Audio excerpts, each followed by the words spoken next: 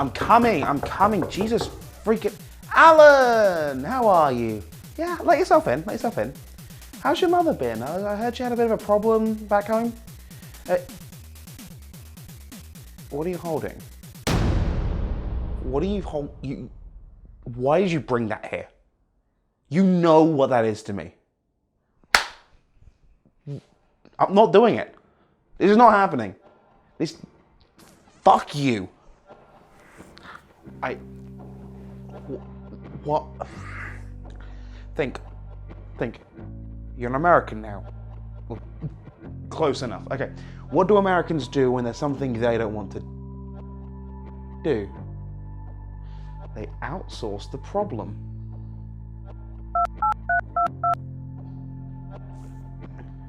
I must have called 1,000 times to tell you. God damn it. The fuck? Who the hell is TechnicalCakeMix? Disengage green screen. Green screen disengaged. Hello? Hi there, is that JP of Egotastic Fun Time? Yes, this is JP with Egotastic Fun Time. Oh, what are you up to right now? I was just writing a script for the show. Okay, I need a favor. See, there's this game. I really cannot play this game. Like, it will actually traumatize me yet again. It's why I'm the way I am right now. Can you, like, do it for me instead? Well, that sounds really awesome. That's a great idea. I think that, and we should totally, breaking up reception, hang up, fuck you. These fucking people.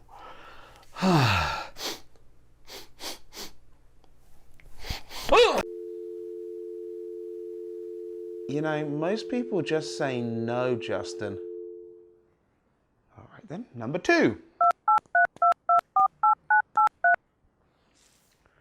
Hey there, is this Redbard? Yeah, it's me. Can you do me a favor? Can you play through Aliens Colonial Marines for me?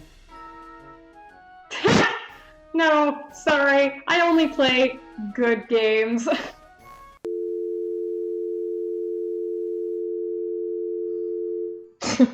What a loser.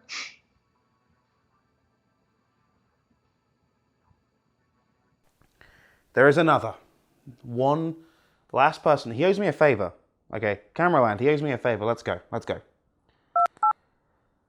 It's been a few years.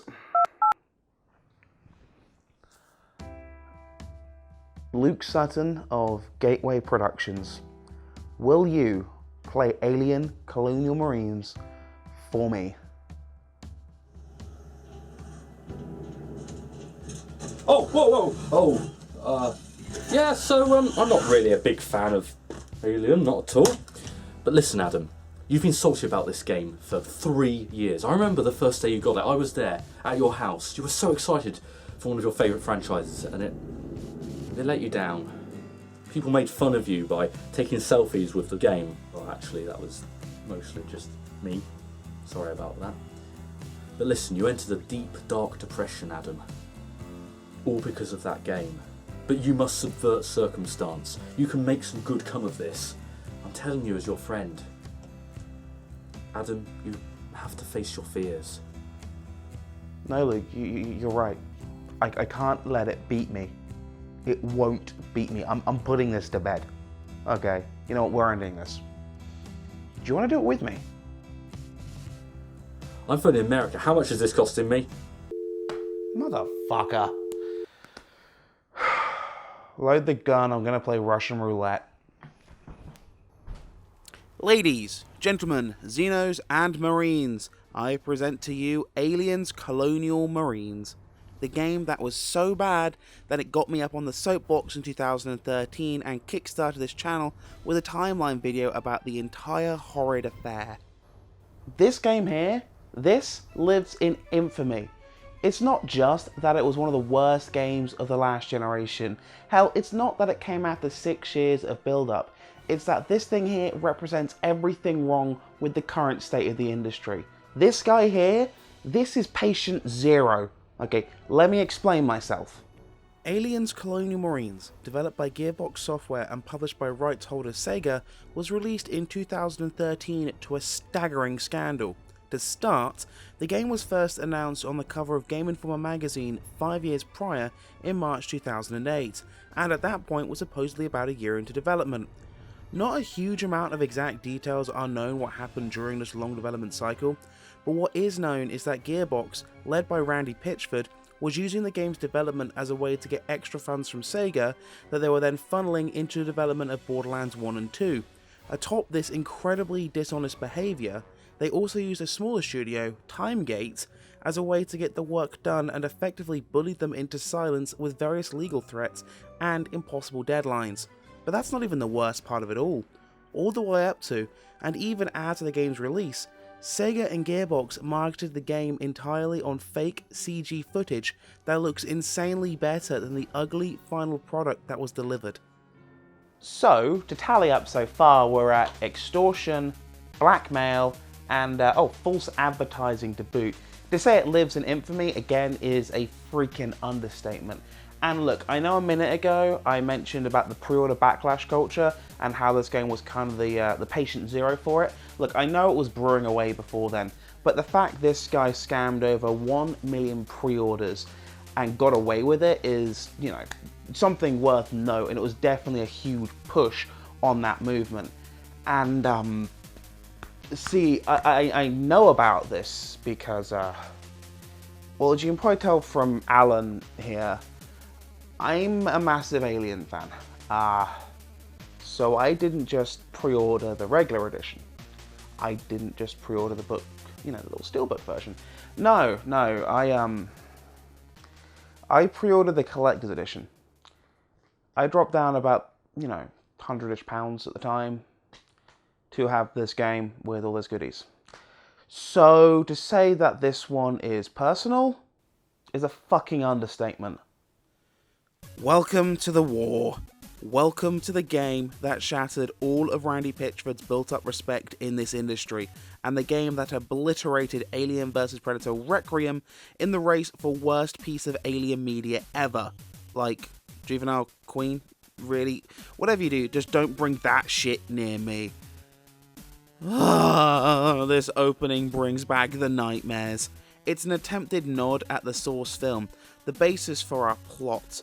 It's 17 weeks after the events of Aliens, and even though the source material clearly stated that a response team would be inbound in 17 days, the USS Sulaco is inbound and about to board the Sephora, which is somehow back above LV-426.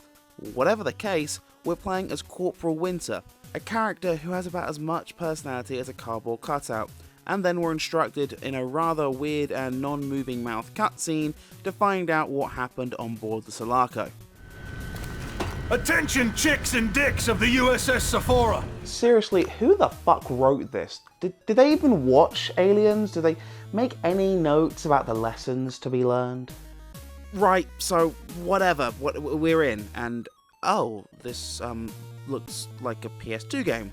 You know, actually, no, that's unfair to PlayStation 2 games. This is more in line with a Dreamcast title.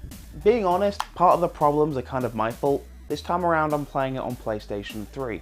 See, when I first played this game, I got it on 360, and I'm doing it this time on PlayStation for two different reasons. Reason one, I want to see if it's any better or any worse. And reason two was, I got this for a whole $1. It was, you know, it's $1. May as well make the most of my very limited dollars. So the issue kind of sticks in now is that on PlayStation 3, certain games that run at 720p don't get force upscaled to 1080 like they do on 360. Like on 360, no matter what game you put in, the console will run at whatever refresh rate you tell it to. PS3, a couple of games get stuck at 720 and locked there.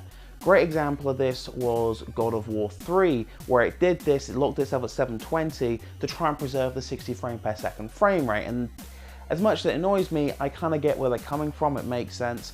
With this guy though, as far as I can tell, there's no reason for it. It doesn't hold frame very well, it's usually 30 and under, and the 360 version, which will auto-scale to 1080p, has an unlocked frame rate and normally hangs around 45-50, so it's like, what the fuck's going on? What's going on? This is just a poorly optimized piece of shit. The initial walk over to the Sephora is, well, it's not too bad, I suppose.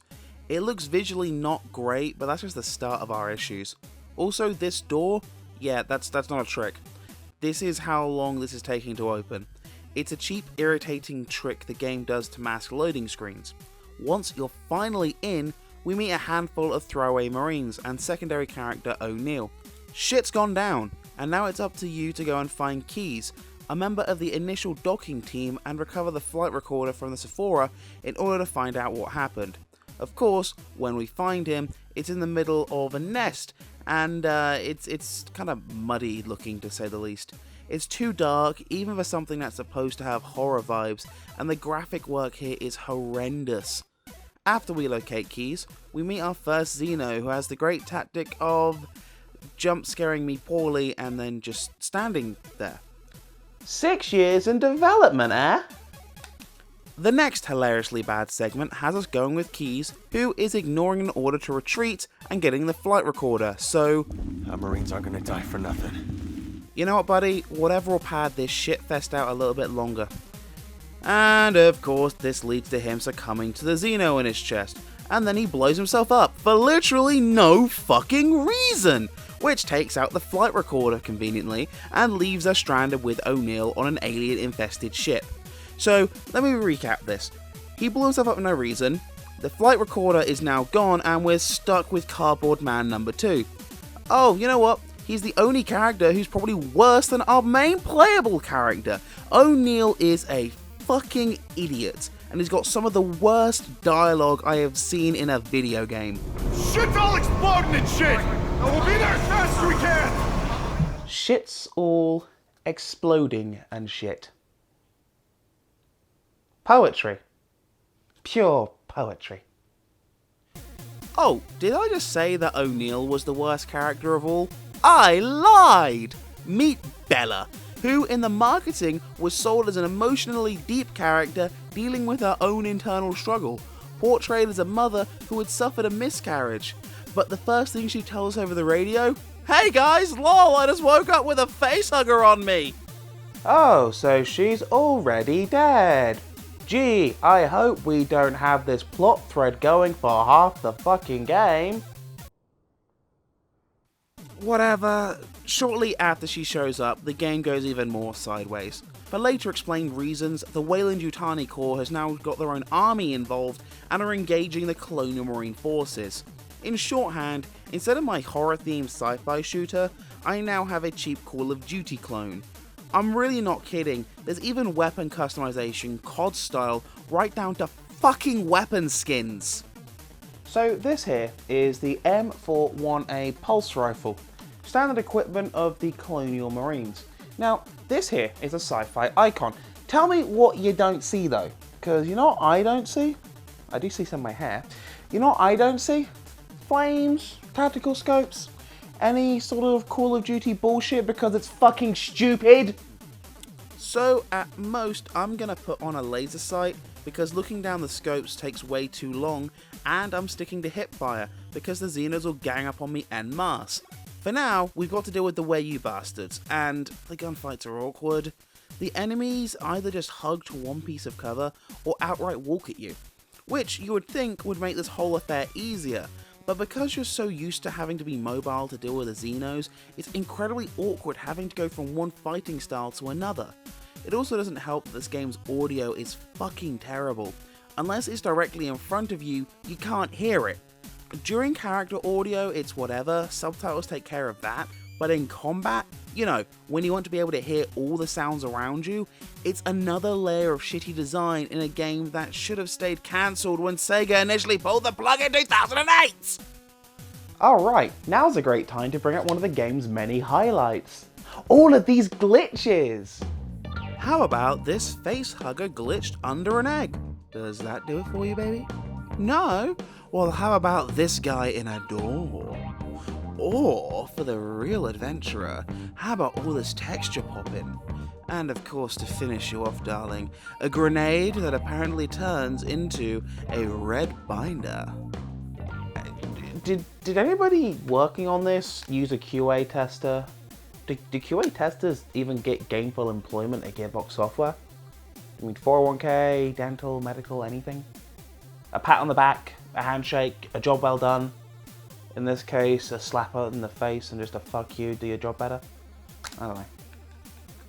Okay, let's just flash forward through all this terrible combat and god-awful dialogue and to this, the worst explosion of all time. The Sulaco blows up, starts falling to LV-426 below, and our heroes meet up with their commanding officer, a pilot, and another Bishop android before heading to the surface to, wait, where are they going? Hadley's Hope? Did they even watch the fucking film? I mean, if they did, they'd have seen this little nugget.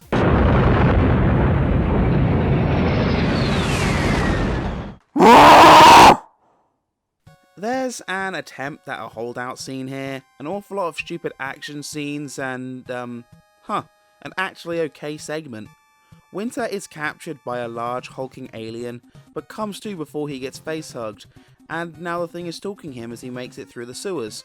Okay, I stand corrected, it would be a lot better if it didn't bug the hell out on me the first time I tried to do it. Please, seriously, just play Alien Isolation instead. Hell, play the old Command and Conquer Star 1 on the original Xbox, okay? Just don't play this. In the sewers is another okay moment, shockingly. There's these weird radiated Xenos that you have to sneak around, remaining totally still when they're near you. Of course, it doesn't last though, as you're then thrust back outside onto the planet to raid a Wei-Yu base. Bella is finally aware of the baby in her chest, and we're going to the facility to 1. Get the staff manifest, and 2. Get the chest burster removed from Bella surgically. Spoiler alert, they can't get the chest burster out. Now, I know that chest burster removal is hugely debated in the extended canon, but this whole fucking train wreck is beyond non-canon at this point. So I'm just gonna criticize the absolute hell out of the bullshit explanation they came up with, okay? We cool? Good, we're cool. To cut down a poorly acted CG cutscene, they can't remove the chest burster from Bella because it somehow acts as a cancer when it's removed and shuts down your organs. Bummer. Bella has her burster there and then on the operating table. O'Neill kills it, it's very emotional, and blah blah blah blah. Why the fuck am I still playing this? I think at this point it's sadomasochism, seriously. Whatever I'm doing it for, the next fucking plot twist is so horrendously stupid, so horrendously horrible and stupidly done, that I feel myself getting stupider right now as I relive it for this video. So the Marines find the manifesto, and on it is a Colonial Marine, and it's fucking Hicks. You know, the guy who's supposed to currently be very dead on Fury 161 after his cryotube malfunction. And for unknown reasons, he's here, and fuck me, my head hurts. Oh, right, and if you want an explanation for how he's still alive? That's a longer story. I care about one thing, taking these guys down. That's all I got left, guys. You ain't getting shit!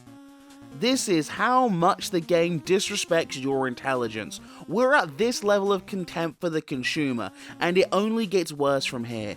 During the raid on the facility to get Hicks, our favourite duo unleash, for literally no fucking reason, the entire Xenohive on the base. Literally, they do it because O'Neill is feeling like a cunt after Bella dies. All they've done is make their own lives harder and, oh, for fuck's sake, I'm questioning this dumb thing too much, aren't I? Whatever the case, we get to go to the space jockey, and it's actually kind of underwhelming. Compare this to the same scene in Alien Isolation. Yeah, 1 year later, but a shitload more respect paid to the source material and lore. Seriously, I know it's the second time I'm saying this, just play Alien Isolation instead. More gunning later, and the Queen suddenly shows up for the finale portion of the game. We're treated to our first combat encounter with her, after she busted out of containment, which, by the way, would have been an acceptable way to have the Xenos run amok on the base without O'Neill being a twat, but no! Character development! It's a simple game of avoid until the pilot character, voiced by Ashley Birch, shows up and rockets it. Then it's on to another boss-style encounter against a Rhino-type Xeno that is, well, it's the same fucking AI, so it's going to charge at you until you gun it to death. Time to refuel the airship, get on board the Weyland-Yutani mothership, and, oh, the commanding officer dies. Cool. Whatever. His entire character was literally barking orders, so I find it hard to be invested in his departure. Gee, the only way this could get better would be a sellout final boss I beat by pressing a bunch of buttons. The Queen got on the mothership before we did, and yep, you press 4 buttons to beat her. You line her up with the cargo launcher, you lure her over to it once, and then you fire her into space. Yawn. The commander briefly comes back from the dead to finish off said Queen, firing the broken ship into her. Okay, final boss is down, there's just one cutscene left. Surely it's going to take this whole fucking mess of a story and tie it all into a nice little bow. So it turns out that Weyland, in the flesh, is aboard the ship. The gang all confront him, and O'Neill continues to be a stupid motherfucker, threatening the one man who potentially has all of the answers with a gun and... Oh my god. What the actual fucking fuck? Come on now! Weyland is an android, and fucking Hicks's reasons for knowing this? When there's only 2 of you in the room, you notice when the other guy ain't breathing. Right, so that's a thing. They hook up Weyland to Not Bishop, download the data from Weyland, and hopefully something to fucking wrap this nonsense up, right? We got everything.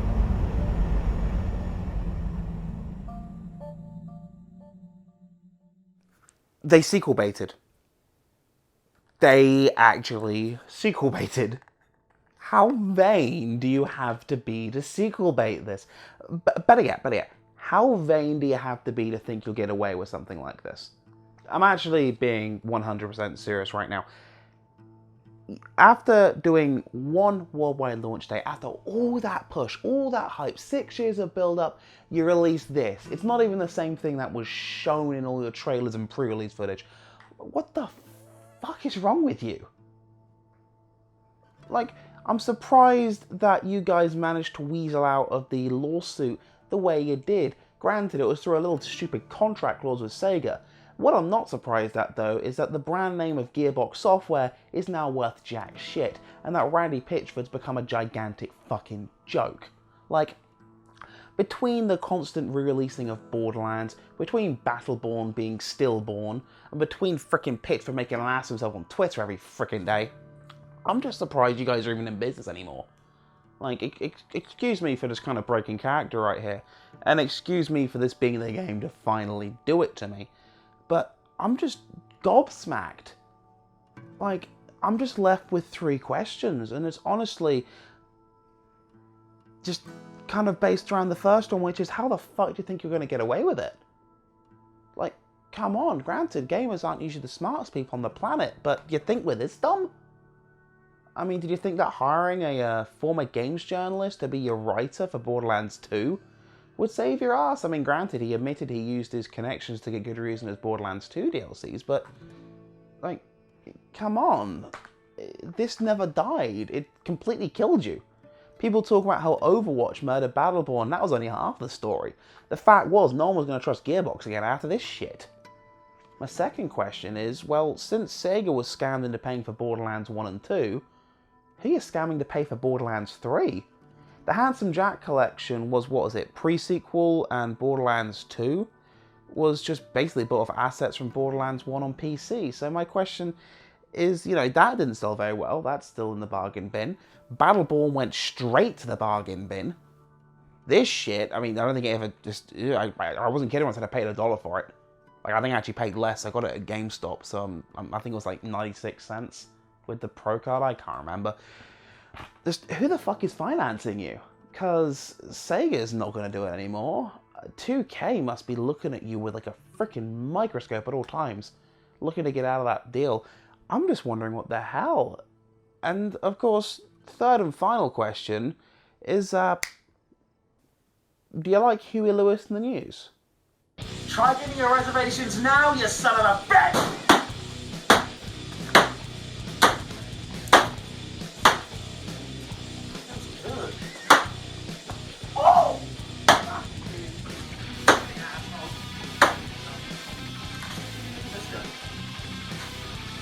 it's over here on the floor. Right here? There? This? This?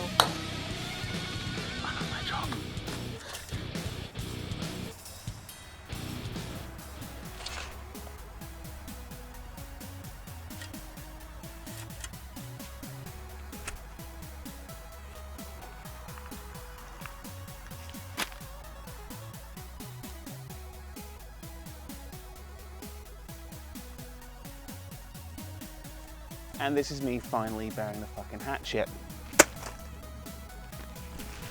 One last time. It just feels too good, I'm sorry. Ugh.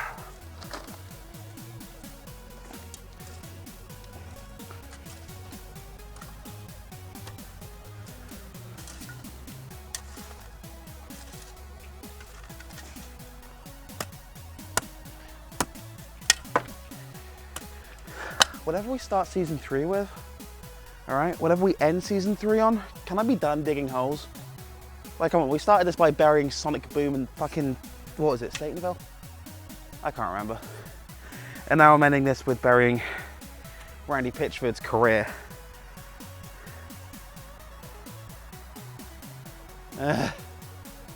God, why the fuck am I doing my life? East? Show's over. Go home. Show's over. Show's...